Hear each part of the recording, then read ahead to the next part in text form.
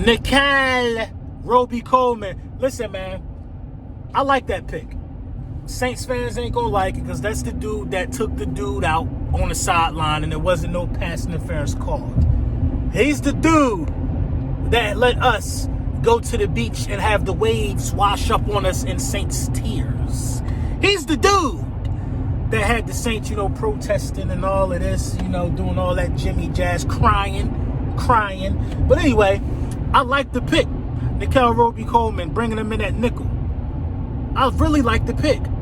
I'll tell you why.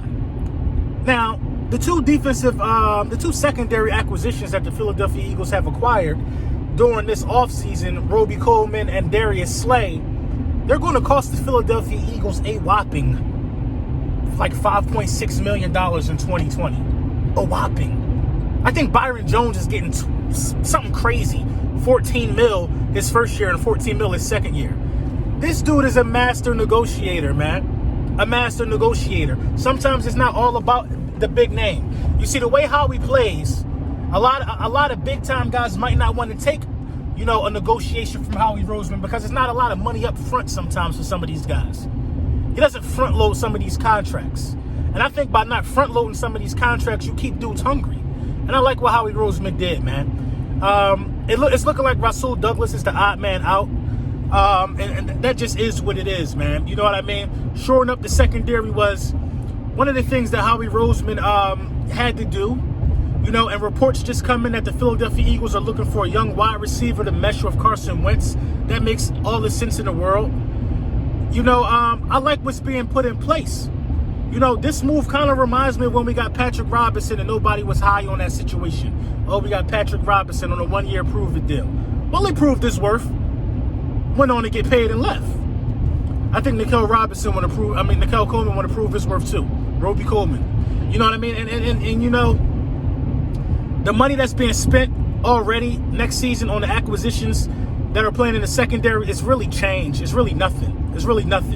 So you're looking into a situation to where your CB1 will always be Darius Slay. An alternative to your CB1 will probably be I don't know. That's a good question. Will probably be Avonte Maddox or something like that, or Sidney Jones if Slay was to miss a game or something like that. But these are your starters.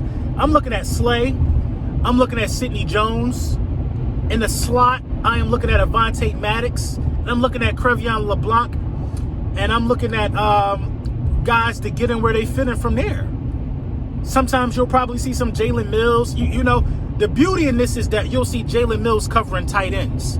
So him being exposed through speed is really not going to hurt him so much. He'll be covering tight ends because he is now a safety. He's in a Malcolm Jenkins role. Now, it's a lot of theories jumping out about that, like, the Philadelphia Eagles, made him a safety so they don't have to pay him cornerback money. I don't think that's the case. I think he's going to have to play a little bit of safety. And a new leader on the defense that will emerge is Rodney McLeod. I'm just excited for the moves that Howie Roseman doing. I'm not upset about, the lack of weapons. If you think about it like this, the Philadelphia Eagles were in a lot of games that they lost, but then teams start figuring this out. Throw it up against the cornerbacks and they don't have a chance. You see, we had the firepower on the offensive side of the ball with our struggles because we had Carson Wentz to be able to keep us in games. We had the firepower to be in games. We just didn't have the firepower to be coming back down 17 without a vertical threat and stuff like that. So the Philadelphia Eagles put themselves in positions like that. You know what I mean? The Dolphins game should have been in the bag, but then they started exposing the cornerbacks. A lot of games, the cornerbacks were getting exposed. Even games that we won, cornerbacks were getting exposed. Eli Manning was able to expose the secondary. That won't happen this year.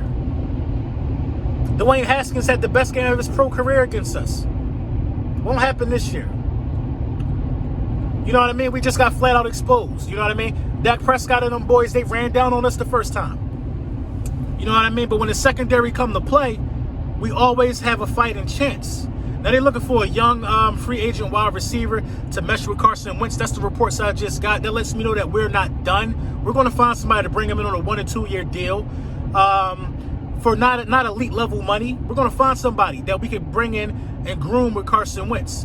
A lot of people are talking about DJ Moore right now. There's a lot of stuff swirling around. But this was another one of those under-the-radar A1 pickups by Howie Roseman. You know, the cornerback position needed a new face. The cornerback position needed to be redefined. It did. And with all this talking that Rasul Douglas is doing on social media, instead of putting that energy into making his game better, he finds himself being the odd man out. And it is what it is, man. Let me know what you think in the comments.